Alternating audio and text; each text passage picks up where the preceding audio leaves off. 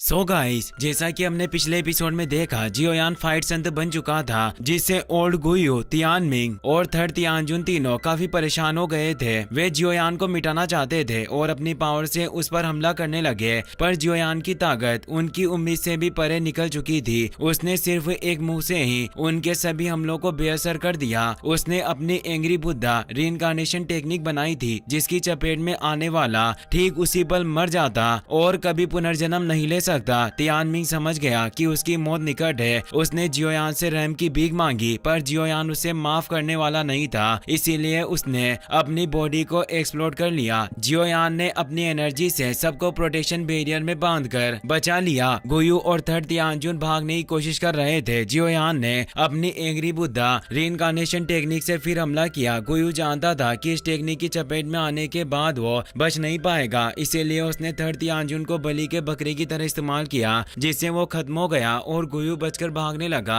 उसे बचाने के लिए हुन क्लैन का एक एल्डर का प्रोजेक्शन हेड वहां आया, जिसने उसे बचाकर ले जाने की कोशिश की, पर जियोयान ने जाते जाते उसे एक जोरदार झटका दिया। वो उसे पूरी तरह मिटा देना चाहता था। तब उसे हुन क्लैन के एल्डर ने जियोयान पर हमला किया और कहा कि तुम्हारे पिता अभी भी हमारे कब्जे में है, इसीलिए ज्यादा घमंड मत करो और अगर हिम्मत है तो हमारे हुन क्लैन में आ जाओ, मैं तुम्हारा इंतजार करूंगा। जियोयान ने कसम खाई कि वो जल्दी सोल रियल्म में जाएगा। अब फॉलिंग स्टार पवेलियन पर से युद्ध का खतरा टल चुका था। जियोयान नीचे ग्राउंड में आता है, जहां वो अपने पवेलियन के डिसिबल और एल्डरों की सूखी हुई लाशें देखकर कांप उठता है। उसे एहसास होता है कि जब वो यहाँ नहीं था, तब प्रोफाउंड रिवर अलायंस ने उन पर कहर बरसाया था। उस वक्त उसके मास्टर गंभीर रूप से घायल थे और इन सभी डिसेबलों और एल्डरों ने अपनी जान की परवाह किए बिना मास्टर के सामने ढाल बनकर खड़े रहे। उनके इस साहस ने जियोयान को एहसास दिलाया कि पवेलियन के डिसिबल दिल से उनके साथ थे। जियोयान लड़खड़ाते कदमों से आगे बढ़ा। वो उन्हें आखिरी श्रद्धांजलि देना चाहता था। जैसे उसने हाथ आगे बढ़ाकर उन्हें छुआ, उन डिसिबल की बॉडी राख में तब्दील होकर हमेशा के लिए नष्ट हो गई। वे सभी डिसिबल जो विंड लाइटनिंग पवेलियन के फॉर्मेशन से जल चुके थे, उनकी आत्मा जा चुकी थी, पर जियोयान जानता था कि उन्हें शांति तभी मिलेगी जब वो उनका बदला लेगा।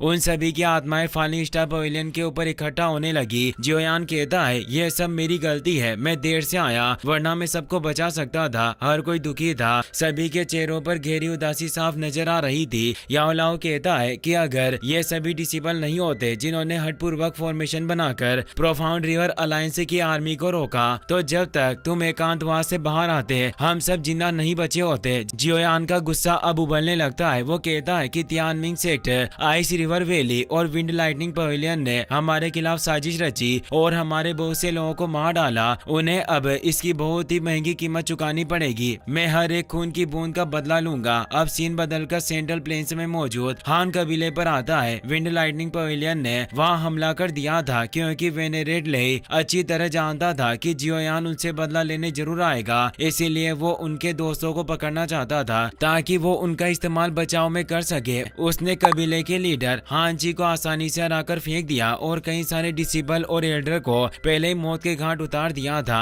हानयू और हानजू अपने पिता को इस हालत में देखकर परेशान हो जाती है, क्योंकि वो सिर्फ फाइट एम्परर लेवल पर थी, जबकि वेनेरेड लेई 2 स्टार फाइट वेनेरेड रियल्म में था और वो कई पावरफुल प्रैक्टिशनरों के साथ आया था। अब वो हान कबीले के एल्डर हान फे से कहता है कि आज्ञाकारी तरीके से हमारे साथ आ जाओ। हान फे कहते हैं कि हमारी फैमिली भले युद्ध में लड़ते हुए मारी जाए, पर हम कभी भी तुम्हें अपना इस्तेमाल करने नहीं देंगे। तुम हमारा इस्तेमाल दूसरों के बीच एक बातचीत के उपकरण की तरह करना चाहते हो। हम कोई ऐसी चीज नहीं है जिसका हर कोई इस्तेमाल कर सके। और वो गुस्से में उस पर हमला करने पड़ते हैं, पर वेनेरेड लेई आगे से टेलीपोर्ट हो जाता है और पीछे आकर हान फे को काफी जोर से पंच मारता है, जिससे उनके मुंह से खून निकल आता है और वे दूर गिरते हैं। उससे पहले ही वेनेरेड लेई उन्हें फिर से मारता है और जमीन पर फेंक देता है। हान यू और हानजू अपने दादाजी को संभालने आती है, पर उनकी हालत अब काफी खराब हो चुकी थी। हानजू कहती है, तुम कमीने काफी आगे निकल चुके हो। वेनेरेड लेई फे तियान से कहता है, जल्दी करो और इन सभी हान फैमिली के लोगों को बंधक बना लो, ताकि हम उस लड़के जियोयान को धमका सके। फे तियान और बाकी सभी उसकी बात समझ जाते हैं। फे तियान दोनों लड़कियों के पास आ जाता है। वो कहता है, मैं लड़कियों के साथ सख्ती नहीं करना चाहता, पर अगर तुम खुद मेरे साथ नहीं चलोगी तो मुझे जबरदस्ती करनी होगी। हानजू को गुस्सा आता है, पर हान यू उसे आगे बढ़ने से रोक लेती है और खुद तलवार लेकर उस पर हमला करने करने बढ़ी। वो तलवार फेंक कर हमला करती है पर वो आसानी से बच जाता है और जब हान्यू ने दोबारा हमला किया तब भी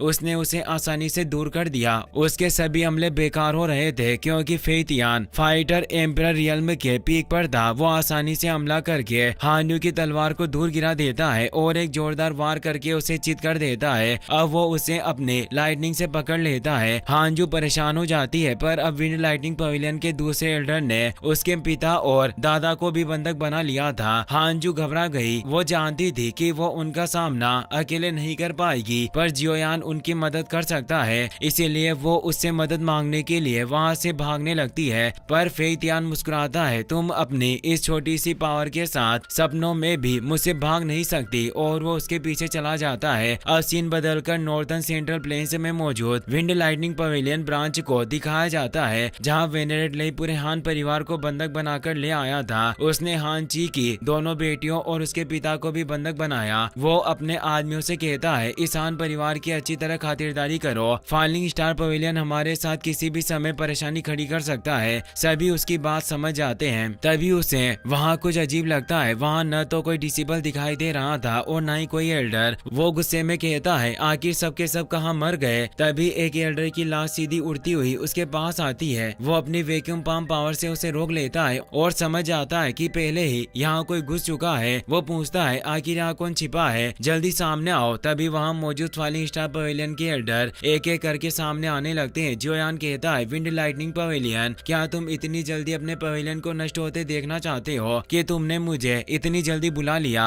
और वो अपना ऑरा फैलाने लगता है। सभी विंड लाइटनिंग पवेलियन के लोगों पर तेज दबाव पड़ा जिसे वे सहन नहीं कर पाए और एक पल में ही धूल बनकर नष्ट हो गए। अब सिर्फ फेतियान और वेनेरेट लेई बचे हुए थे। वेनेरेट लेई हैरान रह गया कि जियोयान एक ट्रू फाइट संत बन चुका है। हान यू और हान जू जियोयान को देखकर खुश हुई। वेनेरेट लेई कहता है, जियोयान तुम उतावलेपन से काम मत करो। तुम्हारे ये दोस्त हान फैमिली के लोग अभी भी मेरे कब्जे में है। क्या तुम्हें डर नहीं कि मैं इन्हें मार दूंगा। और वो अपनी सील को एक्टिवेट करके उन्हें दर्द पहुंचाने लगता है। जियोयान गुस्से में कहता है, तुमने मुझे धमकी दी। वेनेरेट लेई कहता है, प्रोफाउंड रियर अलायंस को तियानमिंग सेक्ट के द्वारा लीड किया जा रहा था, इसीलिए हमारा विंड लाइटनिंग पवेलियन इसका हिस्सा नहीं है। अगर तुम हमें जाने दोगे तो अभी से हमारा विंड लाइटनिंग पवेलियन तुम्हारे फॉलिंग स्टार पवेलियन से संबंध तोड़ देगा और हम कभी एक दूसरे को परेशान नहीं करेंगे। जियोयान गुस्से से भर जाता है और बोलता है, तुम अपने आप को क्या समझते हो, और तुम जिस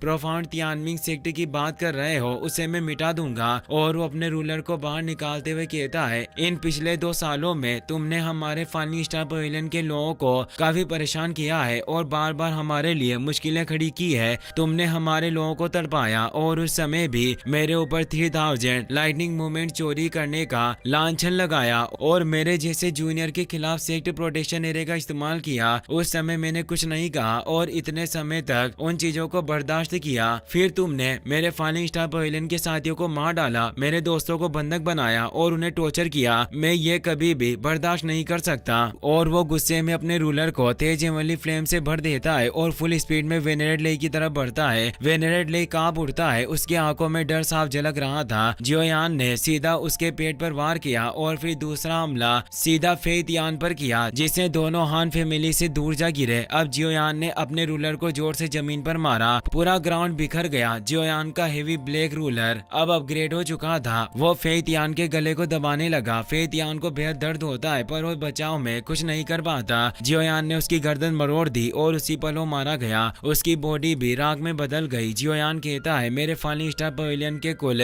28 लोगों की तुम्हारे विंड लाइटनिंग पवेलियन के हाथों मौत हुई थी। आज मैं उनकी हर एक खून की बूंद का हिसाब लेने आया हूँ। अब सिर्फ वेनेरेट ले ही बचा था। वो लड़खड़ाते हुए खड़ा होता है और कहता है, जियोयान तो इतना घमंड मत कर। मेरा wind lightning pavilion heaven demon phoenix tribe का अच्छा दोस्त है। अगर तूने हमारे पवेलियन को नष्ट करने की हिम्मत की तो वे हेवन डीमन फिनिक्स ट्राइब वाले तुम्हें जरूर मार डालेंगे और बदला लेने आएंगे। जियोयान अपनी एंग्री बुद्धा रिइंकार्नेशन टेक्निक को एक्टिवेट करने लगता है और कहता है, तुम्हें हेवन डीमन फिनिक्स ट्राइब को इतना महत्व नहीं देना चाहिए। वो उतने पावरफुल नहीं है जितना तुम सोचते हो। वेनेरेट लेई हंसते हुए कहता है, जियोयान मैंने हान फैमिली के लोगों की बॉडी पर पहले से ही लाइटनिंग मार्क प्लांट कर दिया है जिसका कंट्रोल मेरे हाथ में है। अगर मैं इन पर जरा सा भी दबाव डालूं तो हान फैमिली के चारों सदस्य विस्फोट होकर मर जाएंगे। चारों सील की वजह से तड़पने लगते हैं। वेनेरेटली कहता है अब मैं देखना चाहता हूँ कि तुम अपनी स्पीड से इन्हें बचा पाते हो या मेरा हाथ इन्हें विस्फोट कर देगा। लेकिन उसके शब्द खत्म होने से पहले ही जियोयान की एंग्री बुद्धा रिइंकार्नेशन टेक्निक ने उसके हाथों को जमा दिया और देखते ही देखते उसकी पूरी बॉडी राख बनकर नष्ट हो गई। कुछ समय बाद का सीन दिखाया जाता है, सभी अब एक शिप पर मौजूद है। जियोयान हान्यू से कहता है सीनियर, मेरी वजह से विंड लाइटनिंग पवेलियन के लोगों ने आपको इस मामले में घसीटा, इसके लिए मैं माफी चाहता हूँ। हान्यू कहती है विंड लाइटनिंग पवेलियन और हमारे बीच पहले से ही बहुत बड़ी दुश्मनी रही है, अगर ये तुम्हारे लिए नहीं होता तो भी वो हमें शांति से नहीं रहने देते, इसीलिए तुम्हें खुद को दोष देने की कोई जरूरत नहीं है। हानजू भी उसकी बात से सहमत होती है। जियोयान पूछता है तुम्हारे ग्रैंडपा और पिता की हालत अब कैसी है? हानजू कहती है ग्रैंडफादर को काफी गहरी चोटें आई है, इसीलिए उन्हें अभी थोड़ा आराम चाहिए। जियोयान अपनी स्पेस रिंग से एक बोतल निकालता है और कहता है इसमें कुछ मेडिसिनल पिल्स है जो एल्डर हान के जख्मों को बहुत जल्दी ठीक कर देगी। हानजू उन पिल्स को ले लेती है और दिल से धन्यवाद देती है। तभी उनके पिता हानची भी वहां जाते हैं। वो हाथ जोड़कर जियोयान से कहते हैं जान बचाने के लिए तुम्हारा बहुत बहुत शुक्रिया।